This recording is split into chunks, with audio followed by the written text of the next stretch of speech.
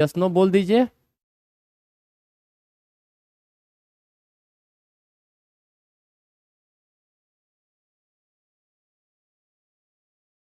Good evening Nikhil.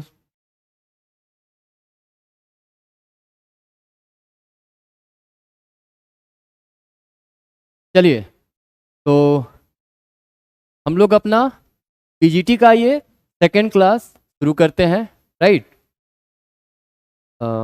ठीक है, yes, okay.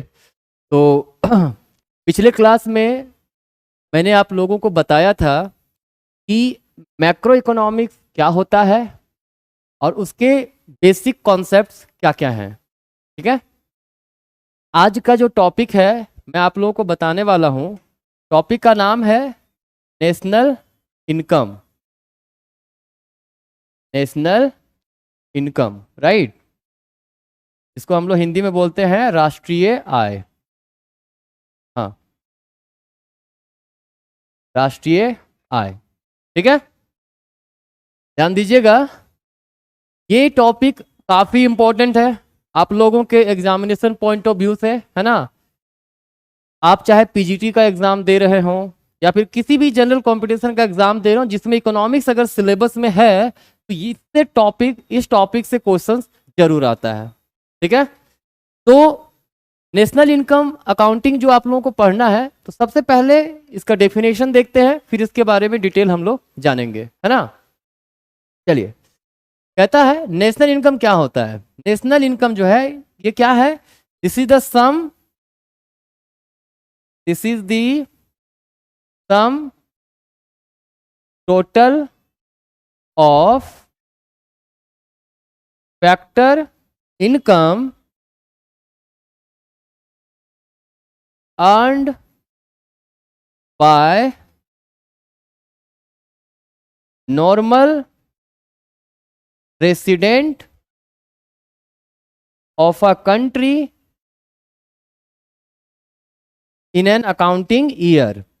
In an accounting year, ठीक है?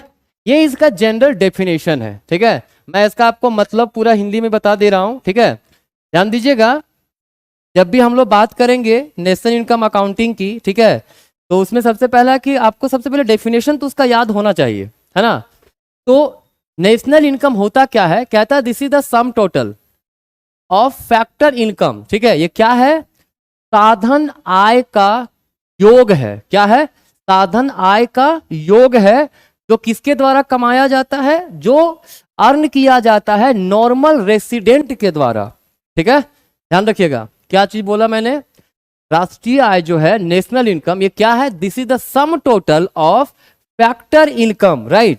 ध्यान रखिएगा, फैक्टर इनकम की बात हो रही है यहाँ पे, है ना? फैक्टर इनकम का मतलब समझना बहुत जरूरी है। इसके बाद एक टर्म आ रहा है नॉर्मल रेसिडेंट, ठीक है?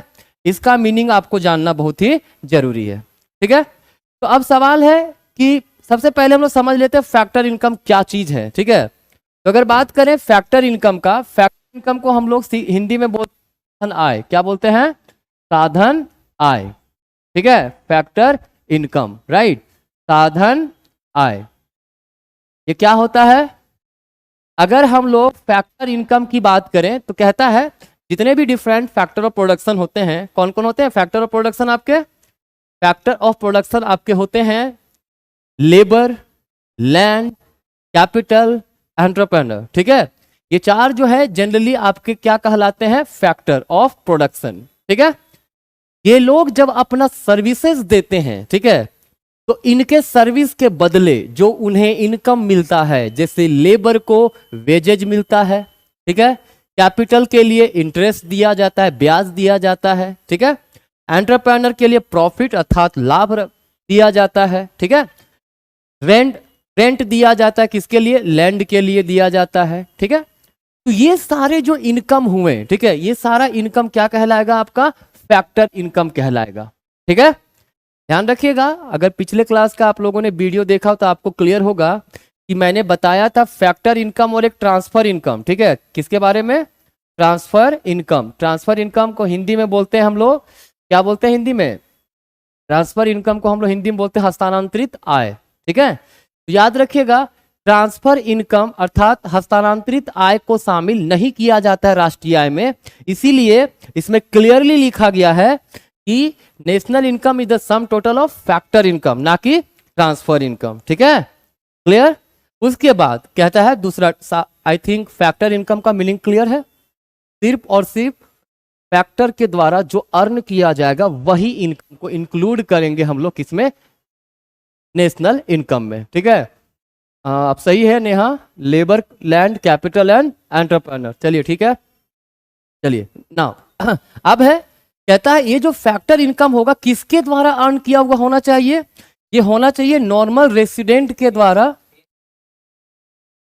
अच्छा ठीक है, ध्यान रखिएगा कि अगर हम लोग नॉर्मल रेसिडेंट की बात करते हैं तो नॉर्मल रेसिडेंट का मीनिंग पहले समझना जरूरी है। ठीक है, क्या होता है, कहता है नॉर्मल रेसिडेंट का मतलब होता है वैसा व्यक्ति जो किसी कंट्री में 1 या 1 साल से ज्यादा समय से रह रहा हो और उसका इकोनॉमिक इंटरेस्ट उसी कंट्री में लाई कर रहा हो।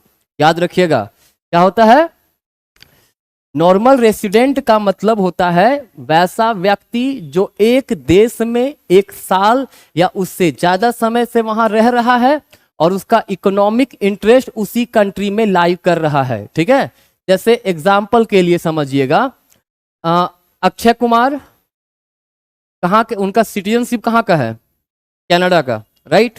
वो इंडिया में रह रहे हैं, जो भी अर्निंग हो रहा है इंडिया में कर रहे हैं, एक्सपेंसेस इंडिया में कर रहे हैं। ठीक है, इन्वेस्टमेंट इंडिया में कर रहे हैं। ठीक है, तो वो यहाँ के नॉर्मल रेसिडेंट कहलाएंगे। क्या कहलाएंगे, यहाँ के नॉर्मल रेसिडेंट कहलाएंगे। ठीक है, तो उन नॉर्मल रेसिडेंट के द्वारा जो अर्निंग किया जाएगा ना, उसी फैक्टर इनकम को शामिल करेंगे हम लोग किसमें, नेशनल इनकम में, अदर को नहीं।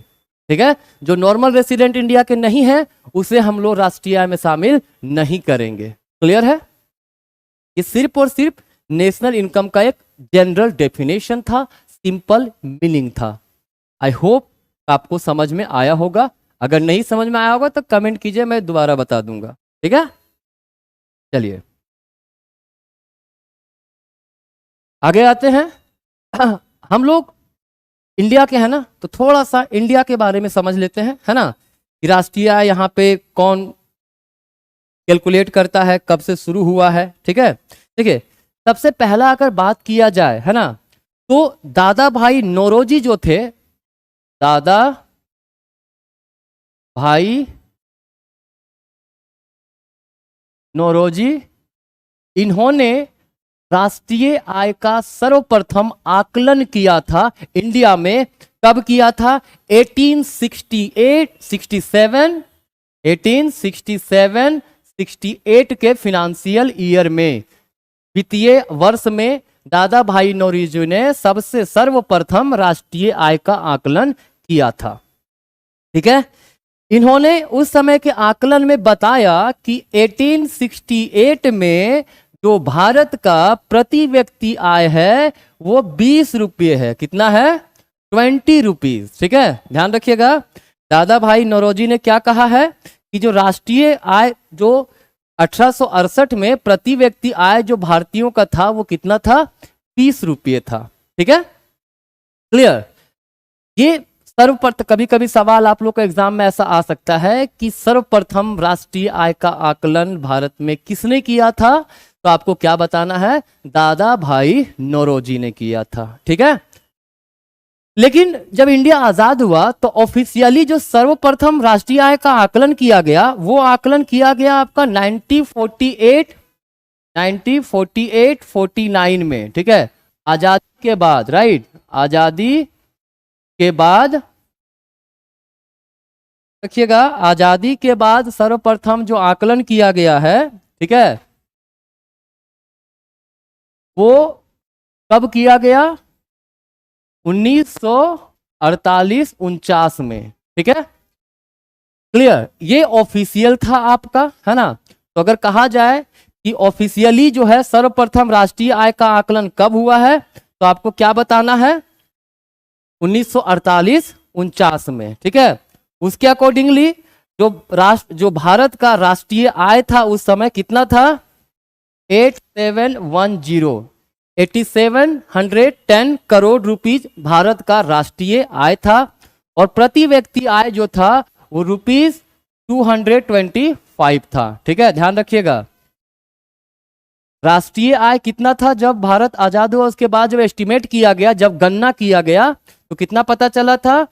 8710 करोड़ रुपया भारत का राष्ट्रीय आय। ठीक है, और प्रति व्यक्ति आय कितना बताया गया था? 225। ठीक है, क्लियर? कोई दिक्कत इसमें नहीं ना? चलिए, अब है कि भारत में राष्ट्रीय आय की गणना कौन करता है? ठीक है, तो गणना करता है सीएसओ। कौन करता है? सीएसओ। किसके हेल्प से? एनएसएसओ। ठीक है, आई थिंक आप लोगों को पता होगा कि सीएसओ का फुल फॉर्म क्या होता है और एनएसएसओ का फुल फॉर्म क्या होता है। सीएसओ का मतलब होता है सेंट्रल स्टैटिस्टिक्स ऑफिस। ठीक है, हिंदी में बोलते हैं केंद्रीय सांख्यिकी कार्यालय। क्या बोलते हैं? केंद्रीय सांख्यिकी कार्यालय। हाँ नेहा, आपने कहा कि पर कैपिटा इनकम भी एक्सप्लेन कीजिए सर। हाँ ठीक है, आगे मैं पर कैपिटा इनकम के बारे में बताने वाला हूं, है ना। अभी आगे चल के मैं बताऊंगा, अभी फिलहाल मैं जो बता रहा हूं सुन लीजिए। ठीक है, तो क्या है सीएसओ, जिसको सेंट्रल स्टैटिस्टिक्स ऑर्गेनाइजेशन बोलते हैं, राइट। उसने वो क्या करती है? भारत में राष्ट्रीय आय की आकलन करती है, उसकी गणना करती है। ठीक है, इसके हेल्प से एनएसएसओ भी हेल्प उसमें करता है। एनएसएसओ का फुल फॉर्म होता है क्या? National sample survey office. ठीक है, क्लियर। लेकिन ये जो सीएसओ है और आपका एनएसएसओ है, 2019 में मर्ज कर दिया गया। कब कर दिया गया मर्ज? 2019 में मर्ज कर दिया गया और एक नया संस्था को स्थापित किया गया जिसका नाम है एनएसओ। क्या नाम है उसका? NSO, national statistical office. क्या है नाम इसका? नेशनल स्टैटिस्टिकल ऑफिस, राष्ट्रीय सांख्यिकी कार्यालय। ठीक है, याद रखिएगा ना। जनगण जो राष्ट्रीय आय का आकलन किया जाता है वो किसके द्वारा? सीएसओ के द्वारा किया जाता था, एनएसएसओ के हेल्प से। ठीक है, लेकिन 2019 में इसे विलय कर दिया गया, है ना, और एक संस्था बनाया गया जिसका नाम है एनएसओ, नेशनल स्टैटिस्टिकल ऑर्गेनाइजेशन, राष्ट्रीय सांख्यिकीय कार्यालय। ठीक है, कोई दिक्कत नहीं? चलिए, तो ये हो गया कुछ वो टर्म जो भारत के संदर्भ में मैंने आप लोगों को बताया। ठीक है, अगर आप ध्यान दीजिए तो सवाल इससे क्या क्या आता है कि सर्वप्रथम किसने राष्ट्रीय आय की गणना किया था? तो दादा भाई नौरोजी ने। कब किया था? 1868-67 के समय। ठीक है, उनके अनुसार 1868 में प्रति व्यक्ति आय जो था वो 20 रुपये था। ठीक है, वैसे शॉर्ट में बता देते हैं, प्रति व्यक्ति आय का मतलब होता है राष्ट्रीय आय डिवाइडेड बाय आपका टोटल नंबर ऑफ पॉपुलेशन। ठीक है, क्लियर। उसके बाद आजादी के बाद 1948-49 में सर्वप्रथम ऑफिशियल राष्ट्रीय आय का गणना किया गया। ठीक है, जिसमें बताया गया राष्ट्रीय आय 8710 करोड़ है और प्रति व्यक्ति आय 225 करोड़ है। ठीक है, उसके अलावा मैंने बताया कि राष्ट्रीय आय का जो आकलन किया जाता है भारत में, ठीक है, वो किया जाता था एनएसओ के द्वारा। ठीक है, किसके द्वारा? एनएसओ के द्वारा, और सीएसओ और एनएसएसओ के द्वारा। ठीक है, लेकिन इन दोनों को विलय किया गया 2019 में और स्थापित किया गया एनएसओ, नेशनल स्टैटिस्टिकल ऑर्गेनाइजेशन, राष्ट्रीय सांख्यिकीय कार्यालय। ठीक है, आप ध्यान दीजिए, ये तो हो गया जनरल बातें। ठीक है, सवाल इससे और क्या क्या आ सकते हैं हम लोग आगे देखते हैं। ठीक है, आई थिंक यहां तक आप लोगों का कोई प्रॉब्लम तो नहीं है। अगर कोई प्रॉब्लम है तो आप लोग कमेंट करके बता सकते हैं। जहां तक मैंने बताया उसमें अगर कोई समस्या है तो आप लोग बता सकते हैं, मैं बिल्कुल उसे एक्सप्लेन करने की कोशिश करूंगा। ठीक है, तो अगर समस्या नहीं है तो मैं आगे बढ़ता हूं। ठीक है, चलिए अब आते हैं राष्ट्रीय आय में जो नेशनल इनकम है उसमें सर्वाधिक यूज होने वाले वो कौन कौन से एग्रीगेट्स हैं, मतलब वो कौन कौन से तत्व हैं जिसका यूज किया जाता है। ठीक है, तो क्या क्या है? सबसे पहले ध्यान दीजिएगा, जीडीपी। क्या होता है? जीडीपी। जीडीपी को हम लोग बोलते हैं ग्रॉस डोमेस्टिक प्रोडक्ट। ठीक है, क्या बोलते हैं इसको हम लोग? Gross domestic product. ठीक है, हिंदी में इसे कहा जाता है सकल घरेलू उत्पाद। ठीक है, क्या होता है ये? Gross domestic product, gross domestic product. ठीक है, हिंदी में क्या बोलते हैं इसको हम लोग? सकल घरेलू उत्पाद। ठीक है, चलिए अब हम इन सब टर्म को एक्सप्लेन करेंगे। उसके पहले मैं आपको एक कुछ कन्वर्जन बता रहा हूं। ठीक है, उसको समझिए। ठीक है, अगर कोई भी कॉन्सेप्ट, इससे सवाल आता है जो मैं बताने जा रहा हूं। ठीक है, अगर कोई भी कॉन्सेप्ट ग्रॉस के रूप में लिखा हुआ है, मतलब सकल लिखा हुआ है। ठीक है, क्या लिखा हुआ है? सकल के रूप में लिखा हुआ है। ठीक है, और आपको निकालना है नेट। क्या निकालना है? नेट। नेट मतलब होता है निवल या फिर शुद्ध। ठीक है, क्या होता है? निवल अर्थात शुद्ध। ठीक है, अगर कोई भी कॉन्सेप्ट जीडीपी में है, मतलब जी में ग्रॉस में दिया हुआ, मतलब जीडीपी हो गया या फिर जीएनपी हो गया, कोई भी टर्म, राइट, और उसे हमें कन्वर्ट करना हो नेट में, तो क्या करेंगे? डेप्रिसिएशन को माइनस कर देंगे। किसमें? ग्रॉस वाले कॉन्सेप्ट में। डेप्रिसिएशन को हिंदी में हम लोग बोलते हैं मूल्य ह्रास। क्या बोलते हैं? मूल्य ह्रास। अगर ग्रॉस वाले कॉन्सेप्ट में, ध्यान रखिएगा, बहुत इंपॉर्टेंट है, ये याद रहेगा तभी आगे इजीली समझ में आएगा। कोई भी कॉन्सेप्ट अगर ग्रॉस में है और हमें नेट में निकालना है, कन्वर्ट करना है, ठीक है, तो क्या करेंगे? डेप्रिसिएशन को माइनस कर देंगे। ठीक है, और अगर नेट में कोई कॉन्सेप्ट दिया है और निकालना है ग्रॉस में, तो हम लोग क्या करेंगे? डेप्रिसिएशन को प्लस कर देंगे, मूल्य ह्रास को प्लस कर देंगे। ठीक है, जोड़ देंगे, तो क्या निकलेगा हमारा? नेट से वो ग्रॉस बन जाएगा। ठीक है, क्लियर है?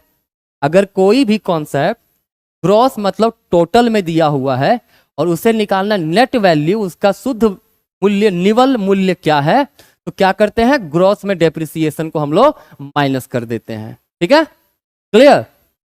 अब देखिए, ये कॉन्सेप्ट याद रखिएगा आप लोग। ठीक है, इसके बाद दूसरा कहता है कि अगर कोई भी कॉन्सेप्ट मार्केट प्राइस के टर्म में दिया हुआ है, किसके टर्म में? बाजार कीमत, मार्केट प्राइस। ठीक है, और हमें निकालना है फैक्टर कॉस्ट। क्या निकालना है? फैक्टर कॉस्ट मतलब साधन लागत। ठीक है, तो हम लोग क्या करते हैं? मार्केट प्राइस में नेट इनडायरेक्ट टैक्स माइनस कर देते हैं। क्या माइनस कर देते हैं? नेट इनडायरेक्ट टैक्स माइनस कर देंगे। शुद्ध अप्रत्यक्ष कर, नेट इनडायरेक्ट टैक्स को क्या बोलते हैं? शुद्ध अप्रत्यक्ष कर। ठीक है, ध्यान रखिएगा, एनआईटी जो हमारा है शुद्ध अप्रत्यक्ष कर, इसका फॉर्मूला होता है इनडायरेक्ट टैक्स माइनस सब्सिडी, अप्रत्यक्ष कर माइनस सब्सिडी। ठीक है, ध्यान रखिएगा जी, एनआईटी निकालने का तरीका क्या है?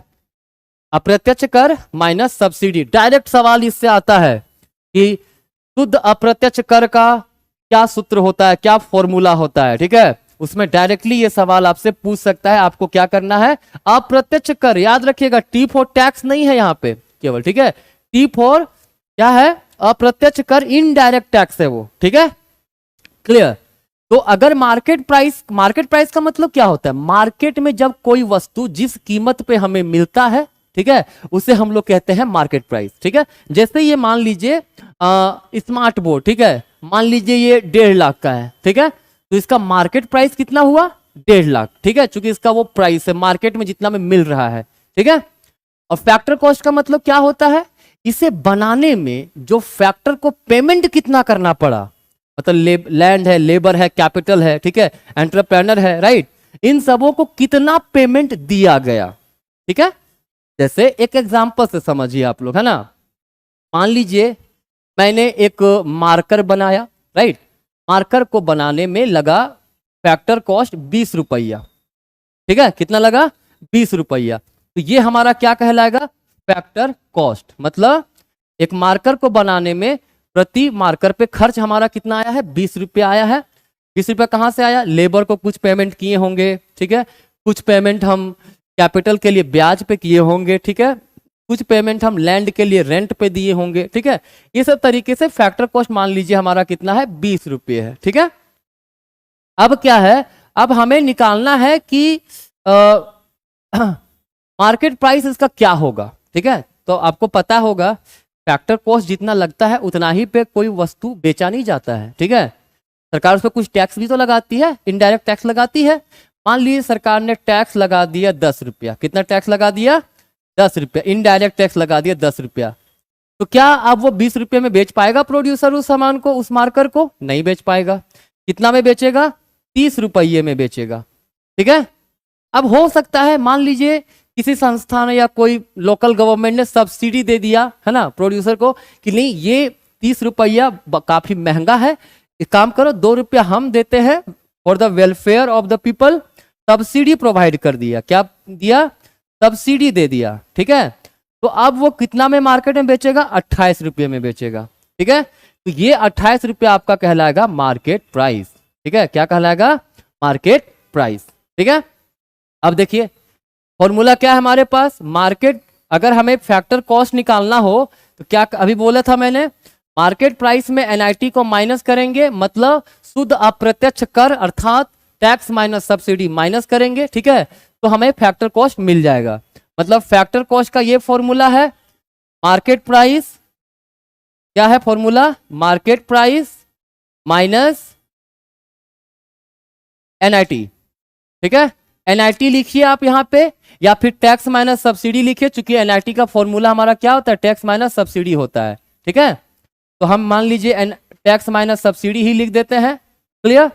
क्या हो जाएगा, देखिए मार्केट प्राइस कितना है, 28 रुपया, कितना है, 28 रुपया, माइनस टैक्स कितना इंपोज किया गया था, 10 रुपये, 10, माइनस सब्सिडी कितना है, 2 रुपया, 2, कितना आएगा, 28 minus 8 that will be equal to 20। देखिए यही हमारा फैक्टर कॉस्ट था ना, ठीक है। तो ध्यान रखना है कि जब भी मार्केट प्राइस में कोई कॉन्सेप्ट दिया, मार्केट प्राइस में कॉन्सेप्ट देने का मतलब अगर जीडीपी मार्केट प्राइस पे दिया हुआ हो, मतलब जीडीपी एमपी, और हमें निकालना हो जीडीपी एफसी, ठीक है।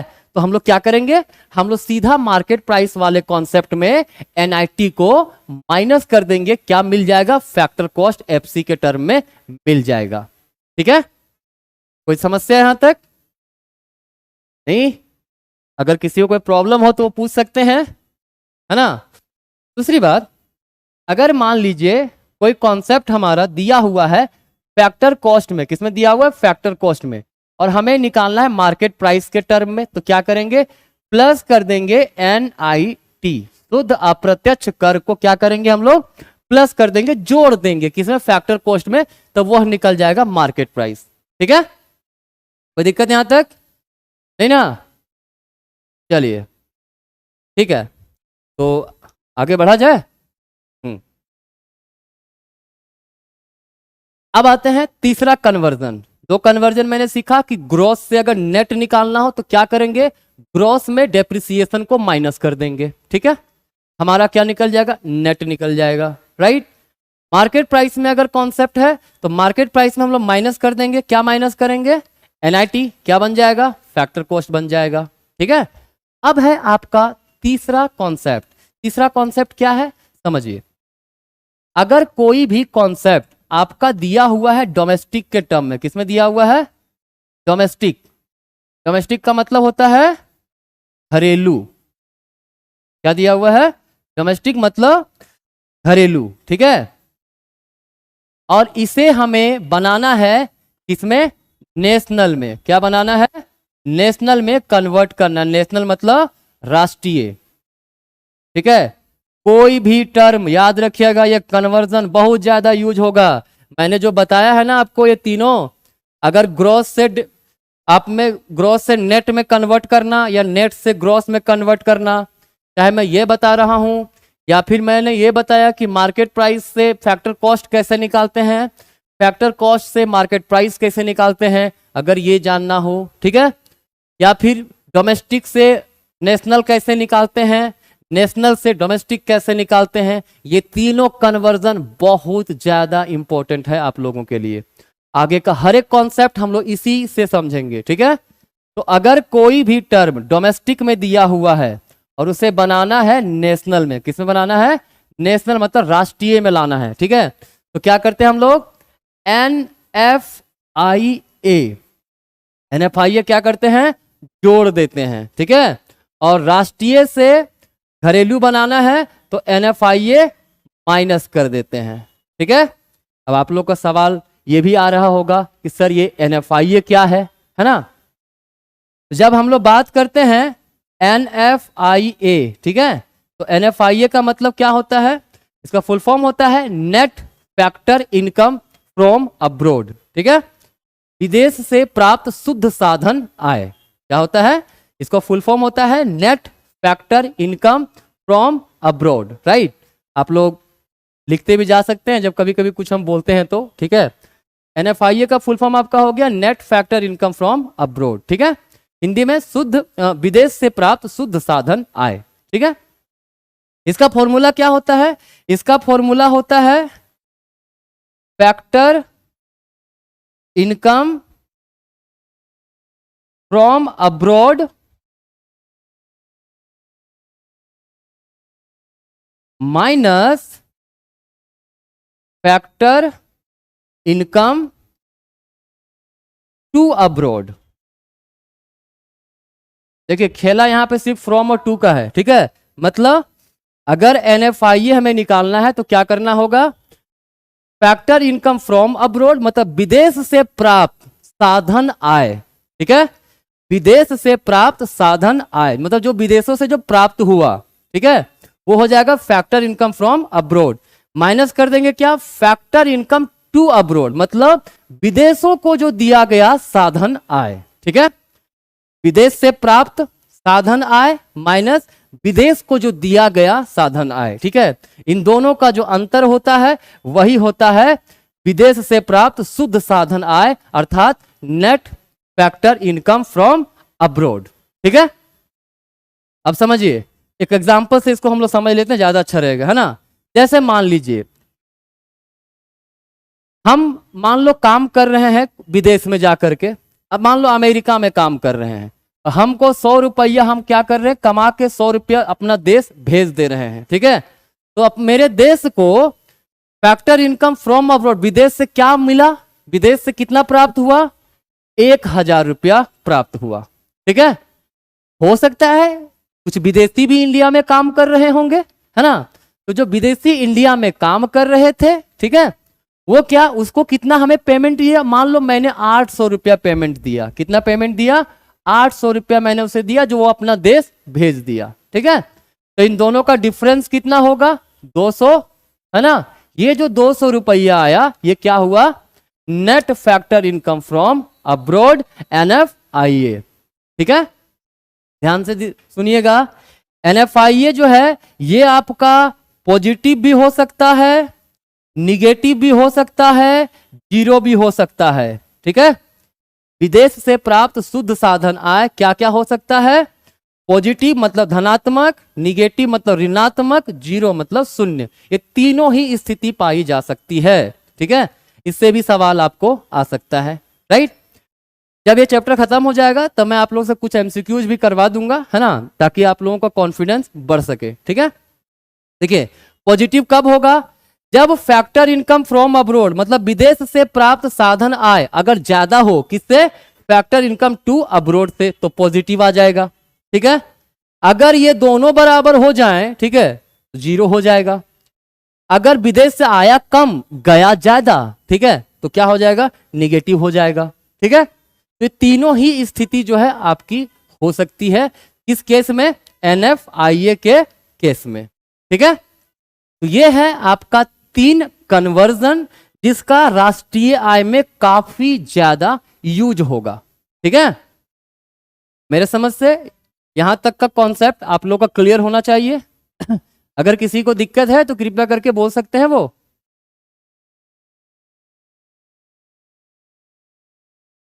चलिए ठीक है। वीडियो से क्या आपने लिखा है? अच्छा विदेशों से, हम वीडियो से मुझे दिखा। चलिए कोई नहीं, हाँ ठीक है, आपने नेहा आपने सही बोला है, ठीक है। चलिए तो यहां तक का कॉन्सेप्ट क्लियर है आप लोगों का? अगर क्लियर है तो बहुत अच्छी बात है, नहीं है तो बताइए, समझाया जाएगा। ठीक है, चलिए अब मैं आगे बढ़ता हूं। ठीक है, अब आते हैं इसके एग्रीगेट्स पे, मतलब इसके काफी वैसे तत्व जिसका यूज सबसे ज्यादा राष्ट्रीय आय में होता है। ठीक है, सबसे पहला मैंने लिखा भी था जीडीपी। जीडीपी मतलब ग्रॉस डोमेस्टिक प्रोडक्ट। क्या होता है? Gross domestic product, right. Hindi में इसको हम लोग बोलते हैं सकल घरेलू उत्पाद। क्या बोलते हैं हम लोग इसको? सकल घरेलू उत्पाद। ठीक है ध्यान दीजिएगा, किसी भी देश का जो घरेलू सीमा होती है, डोमेस्टिक टेरिटरी जिसको बोलते हैं, ठीक है, उसके अंदर जो भी गुड्स एंड सर्विसेज, जो भी वस्तुओं तथा सेवाओं का उत्पादन किया जाता है, उसी ही हम लोग कहते हैं, उसी का जो मूल्य होता है, उसी का जो वैल्यू होता है, वही हमारा जीडीपी होता है। ठीक है, ध्यान दीजिएगा। मान लीजिए कोई कंट्री है, ठीक है, मैप बनाना मुझे नहीं आता इसलिए ऐसे बना दिया हूं। ठीक है, देखिए अगर मान लीजिए कोई कंट्री का ये डोमेस्टिक टेरिटरी है, ठीक है, इसके अंदर जितने भी वस्तु सेवा का उत्पादन किया जाए, उसका जो वैल्यू होगा वो क्या होगा? जीडीपी। ठीक है, मान लीजिए सपोज कीजिए मैंने मार्कर बनाया जिसका कीमत 20 रुपया था, 10 मार्कर बनाया, कितना आया? 200 रुपया आया, ये हमारा जीडीपी हो जाएगा। ठीक है, लेकिन डायरेक्टली हम लोग ऐसे जीडीपी नहीं बोलते। ठीक है, जीडीपी को रिप्रेजेंट करने का दो तरीका है। कितने तरीके हैं? दो तरीके। क्या क्या? जीडीपी एमपी, जीडीपी एमपी, और एक होता है जीडीपी एफसी, राइट। क्या होता है? GDP MP, GDP FC. मतलब अभी मैंने बताया था ना, एमपी का मतलब मार्केट प्राइस, एफसी का मतलब फैक्टर कॉस्ट। ठीक है, जब जीडीपी को मार्केट के कीमत पर मापा जाए, ठीक है, जो मूल्य है वस्तु का, वस्तु तथा सेवा का जो मूल्य है, उसके आधार पर अगर जीडीपी को मापा जाए तो वो कहलाएगा जीडीपी एमपी। ठीक है, और अगर जीडीपी को मापते हैं हम लोग साधन लागत के आधार पर, तो उसे हम लोग बोलते हैं जीडीपी एफसी। ठीक है, ध्यान दीजिएगा, जीडीपी एमपी अगर निकाला जा रहा है तो ये क्या होगा?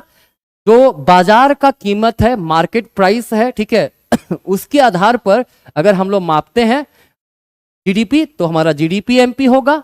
साधन लागत के आधार पर अगर मापते हैं तो वो हमारा क्या होगा? जीडीपी एफसी होगा। ठीक है, याद रखिएगा, सबसे ज्यादा यूज होने वाला टर्म है, अक्सर आप न्यूज़पेपर में पढ़ते होंगे कि जीडीपी जो है देश का बढ़ रहा है, जीडीपी धीमी गति से बढ़ रहा है, जीडीपी तीव्र गति से बढ़ रहा है। ये जीडीपी जीडीपी बार बार यूज होता है क्योंकि किसी भी देश का डेवलपमेंट, ग्रोथ, कितना विकास हो रहा है, उसे दिखाता है, उसका आईना होता है उस देश का जीडीपी। ठीक है, किसी देश का जीडीपी अगर अच्छा है, बहुत अच्छा तीव्र गति से बढ़ रहा है, ठीक है, तो जनरली कहा जाता है, सामान्यतः यह कहते हैं कि वो देश अच्छी गति से विकास कर रही है। ठीक है, चलिए अब हम लोग देखते हैं कि जीडीपी को, आखिर जीडीपी तो समझ गए, लेकिन जीडीपी को मापना पड़ेगा ना, जीडीपी निकालना पड़ेगा ना, तो जीडीपी को मापने का क्या तरीका है?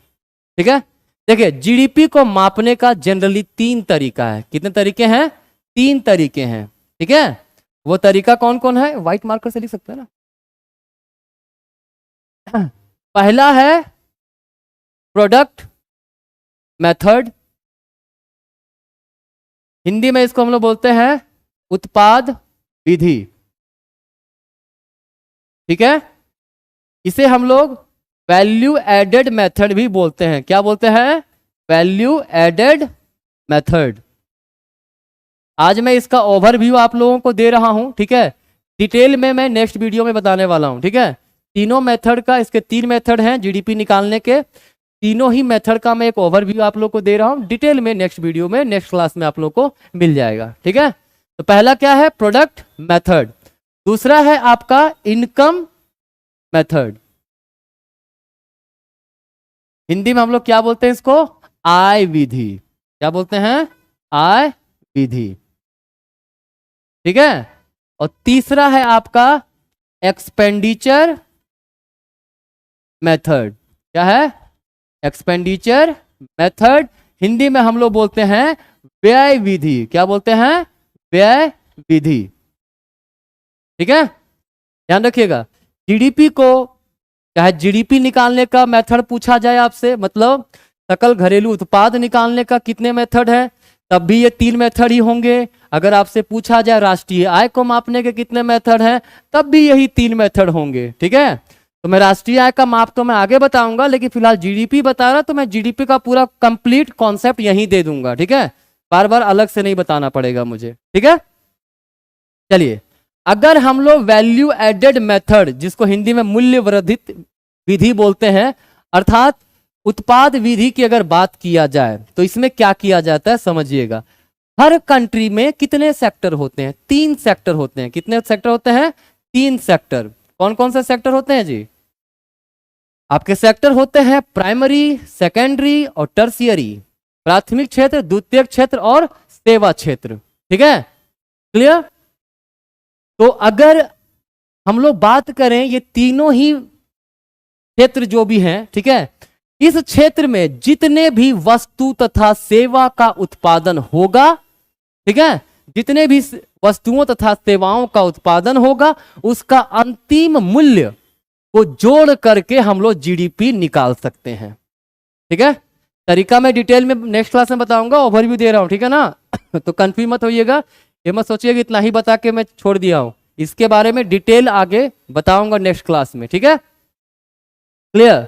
हाँ, तो मैंने क्या कहा, उत्पाद विधि की अगर बात की जाए तो इसमें 3 क्षेत्र होते हैं हर इकोनॉमी में। कौन कौन? प्राइमरी अर्थात प्राथमिक, सेकेंडरी अर्थात द्वितीयक क्षेत्रक, और तीसरा होता है टर्शियरी अर्थात सेवा क्षेत्र का तृतीय क्षेत्रक। ठीक है, इन तीनों ही क्षेत्र में जितने भी गुड्स तथा सर्विसेज का उत्पादन किया जाता है, उसका अंतिम मूल्य का मतलब उस वस्तु का मूल्य जिसको जो फाइनल गुड्स के रूप में आवे। फाइनल गुड्स का मतलब बताए थे पिछले आपके क्लास में, तो आप वहां पे वो भी वीडियो देख सकते हो। ठीक है, उन सारे अंतिम मूल्य को जोड़ करके क्या निकाल सकते हैं? जीडीपी एमपी हम लोग निकाल सकते हैं। ठीक है, क्या निकाल सकते हैं? जीडीपी एमपी निकाल सकते हैं। ठीक है, क्लियर है? लेकिन जब राष्ट्रीय आय में इनकम मेथड की बात किया जाता है, ठीक है, तो इसमें हम लोग वस्तुओं का मूल्य अथवा सेवा को शामिल नहीं करते हैं। इसमें क्या करते हैं?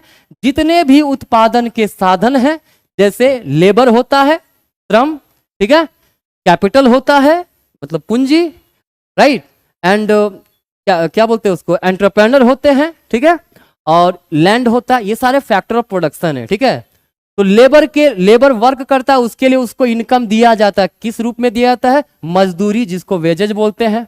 ठीक है, वेजेज या फिर सैलरी दी जाती है। ठीक है, नाउ अगर लैंड का कोई लैंड का यूज कर रहा है तो लैंड ओनर को क्या दिया जाता है? रेंट दिया जाता है, उसका इनकम वही होगा, रेंट। ठीक है, अगर कोई आपको कैपिटल दिया है तो आप उसके लिए उसे क्या पेमेंट करते हैं? इंटरेस्ट पे करते हैं। तो जो कैपिटल ओनर है, जो कैपिटल जिसका था, उसका इनकम क्या हो रहा है? उसका इनकम हो रहा है इंटरेस्ट, ब्याज जिसको बोलते हैं। ठीक है, तीसरा होता है आपका एंटरप्रेन्योर। एंटरप्रेन्योर काम क्यों करता है? अगर कोई रिस्क टेकर है, वो काम क्यों करता है? प्रॉफिट के लिए, तो उसका इनकम प्रॉफिट हुआ। ठीक है, इन सबों को ऐड करके हम लोग क्या निकाल सकते हैं? जीडीपी एमपी निकाला जा सकता है।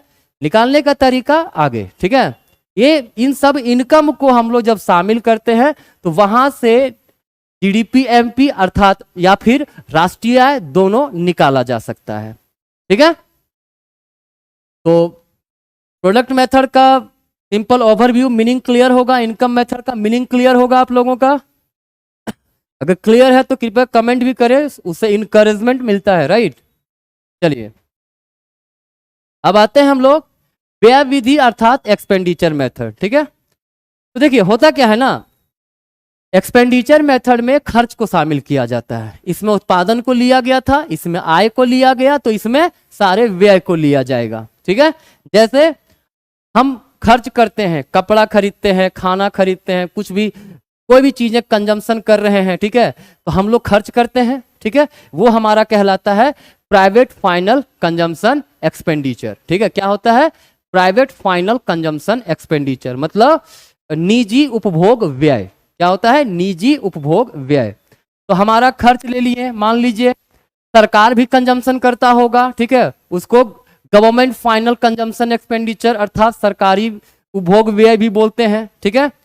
इन्वेस्टमेंट होता है, लोग इन्वेस्ट करते हैं, इन्वेस्टमेंट पे खर्च करते हैं, जैसे स्मार्ट बोर्ड मैंने ये जो भी आपका अध्ययन केंद्र कोचिंग है ना, यहाँ पे स्मार्ट बोर्ड लगाया गया तो खर्च किया गया, दिस इज इन्वेस्टमेंट, ठीक है। उसके बाद क्या किया जाता है, एक्सपोर्ट इंपोर्ट किया जाता है, तो उसका जो अंतर होता है वो भी हमें शामिल करते हैं किसमें, एक्सपेंडिचर मेथड में, ठीक है। तो जितने भी व्यय हैं, ठीक है, उन सबों को इंक्लूड किया जाता है किसमें, एक्सपेंडिचर मेथड में, ठीक है। तो ओवरव्यू में आपको ध्यान इतना ही रखना है कि प्रोडक्ट मेथड में उत्पादन का मूल्य को शामिल करना है, इनकम मेथड में आपके आय को शामिल करना है, आपको जो भी फैक्टर के आय होते हैं उसे शामिल करना है, ठीक है। एक्सपेंडिचर मेथड में जितने भी व्यय हैं, चाहे कंजम्पशन जो कर रहे हैं उसको या फिर किसी भी प्रकार का जो भी खर्च होगा उन खर्च को शामिल करते हैं एक्सपेंडिचर मेथड में, और हम लोग जीडीपी निकाल सकते हैं और फर्दर उससे हम लोग राष्ट्रीय आय अर्थात नेशनल इनकम भी निकाल सकते हैं, ठीक है। तो ध्यान दीजिएगा, ये ओवरव्यू आप लोगों का जीडीपी एमपी निकालने का तरीका हो गया, ठीक है। नेक्स्ट जो क्लास आपका होगा उस नेक्स्ट क्लास में मैं डिटेल में बताऊंगा प्रोडक्ट मेथड कैसे यूज करते हैं, इनकम मेथड किस प्रकार से यूज करते हैं, एक्सपेंडिचर मेथड कैसे यूज करते हैं, ठीक है। क्योंकि अगर इन तीनों टॉपिक को बताऊंगा तो इसी में हमको 1 घंटा से ज्यादा समय लगेगा, इसीलिए मैंने आज आपको इसका डिटेल एनालिसिस नहीं किया है, ठीक है। तो जो भी शेड्यूल दिया जाएगा नेक्स्ट क्लास में मैं इसके बारे में डिस्कस करूंगा। आई होप आप लोगों को जितना भी चीजें बताया गया है समझ में आया होगा। इस जो भी चीजें मैं लिखा हूं उसका आपको पीडीएफ फॉर्मेट में भेज दिया जाएगा, ठीक है। तो आज का क्लास यहीं तक रखा जाता है। Thank you and keep learning.